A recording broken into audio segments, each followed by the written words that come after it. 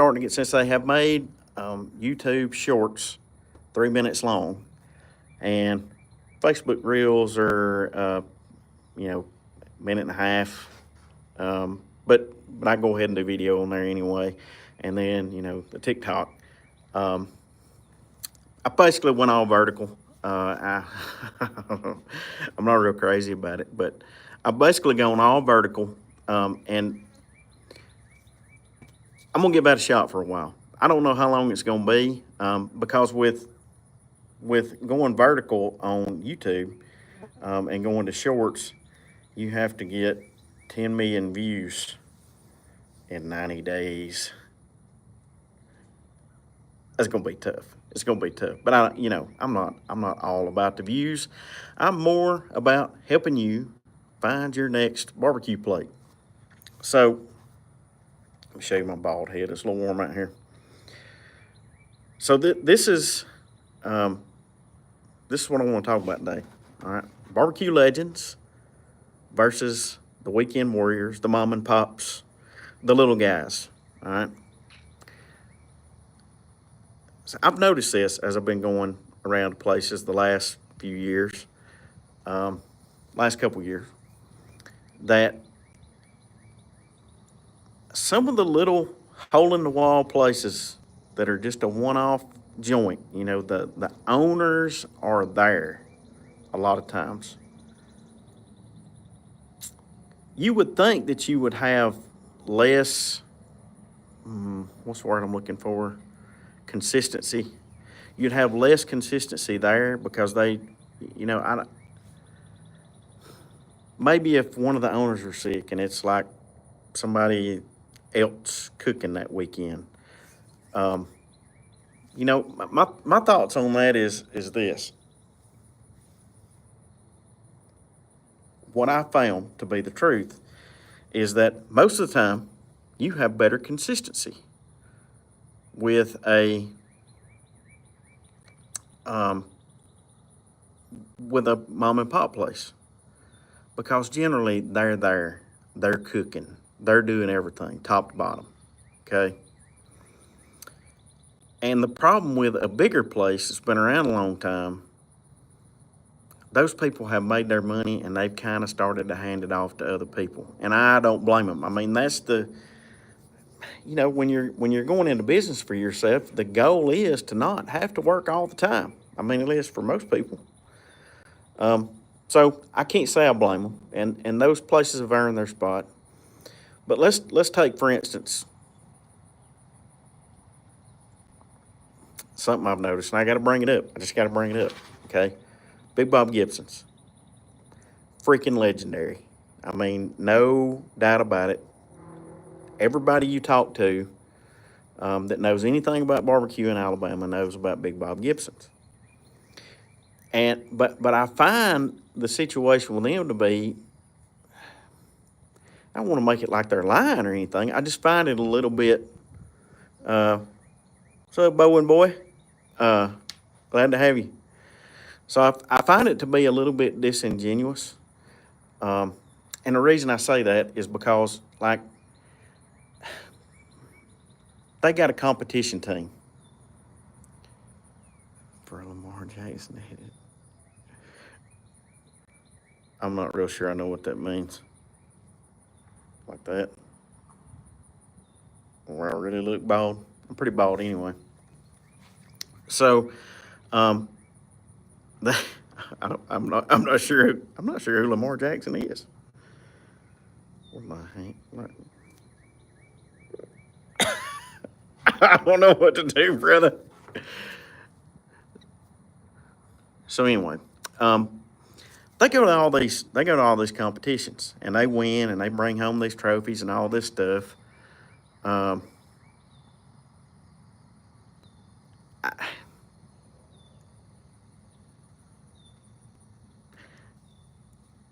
then you go eat and it's like, there's no way.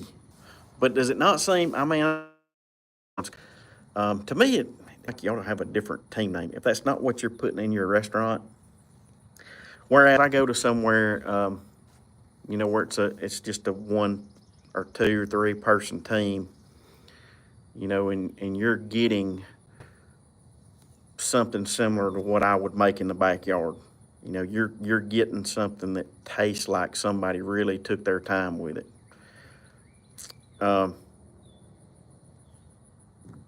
so I kind of wanted to know what y'all think. I mean, I know that there are people who watch me who, you know, go places and go try pork at different places, go try brisket at different places. Um, what do y'all find the same thing? I mean, do y'all find that, like, when you get into, hey Trevor, when you get into like what I call McBarbecue with, like the Jim and Nicks of the world, the Full Moons of the world, where they've got a restaurant in every town or two. Um, I find you lose something there. I mean, sure they've got their systems in place, and they put people in there who can do it, but I feel like you lose a little something there. And maybe I'm just dreaming that up, but you know, like I do know this. When I go to Dreamland, that's down there in, is it Northport, the original one? I went down there, and y'all, those ribs are not the same ribs that you get in Birmingham or Montgomery. It is not the same. And I'm not gonna fight you, but I'll argue with you all day long. Sometimes you'll get good ribs in Montgomery. Sometimes you'll get good ribs in Birmingham from Dreamland, but they're not the same thing. I don't know, Trevor. I mean, it could be different. They're getting it from a different vendor. Um, so anyway, I mean, these are just some thoughts I had, and I just kind of wanted to share with y'all that um, I'm I'm going to be doing YouTube Shorts more, and probably not much long form. Uh, I've I have contemplated doing you know a video podcast with people who are restaurant owners and different folks around. Um, but I tell you, people who are running a business are kind of hard to nail down. Oh, Grady, I'm sorry, man. They look. They won't really be shorts. They're 3 minutes long. They're up to 3 minutes long. So it's not going to be like 1 minute. I'm going to do something goofy and sit on a firecracker or whatever. Um, but people who are running a business are kind of hard. It's like nailing Jello to a tree to get them to meet up with you, and that's no slight toward anybody. I like all these people I've hit up to interview with me, and I don't even really like calling it an interview. I just kind of like, hey, let's tell some stories. Tell me how you got started. Um, Tell me about some good times y'all have had. Tell me about some times when it was tough and y'all thought about folding it up. I think people do like to know the story behind, a place where they're going to go eat, because I do think a lot of times we're not, yeah, we're buying the food, and that's what I rate is the food. But what I found is um, I go back for the people. I've made some pretty doggone good friends, and I found that a lot of times these folks that are doing barbecue, man, I don't know what it is. It's like a brotherhood. It's just different. It's a different. They're cut from a different cloth. I mean, they're just different.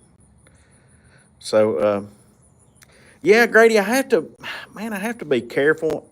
I don't want to be kicked out of a place. I don't know why I always worry about that, but like yesterday, the food. So yeah, it is a little awkward. But one of the owners came by and he said, "You making a video for YouTube?" I was like, "Well, that among other things." Fortunately, the brisket that I had was really good, so I was able to brag on it while I was in there and promise him he was going to get a good review. Um, Man, if it's somewhere that's not great, that may get a little awkward.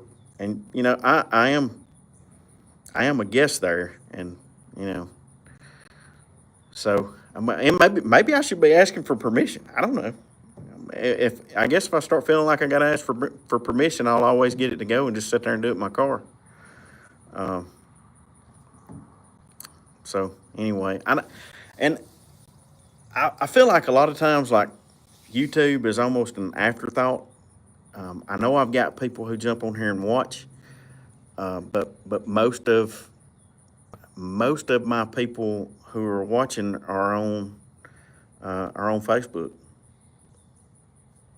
Yeah, that's true, Grady. I mean, I don't know. Maybe I'm too shy when I'm in there. It's just like I'm trying to eat and I'm trying to get an idea of what the food's like. And, I might be able to get like a little pan and shot around the room and some from outside. Uh, I just don't like, I don't want to have a confrontation, because then that's going to completely skew my score. I'm not going to be able to give a valid score there.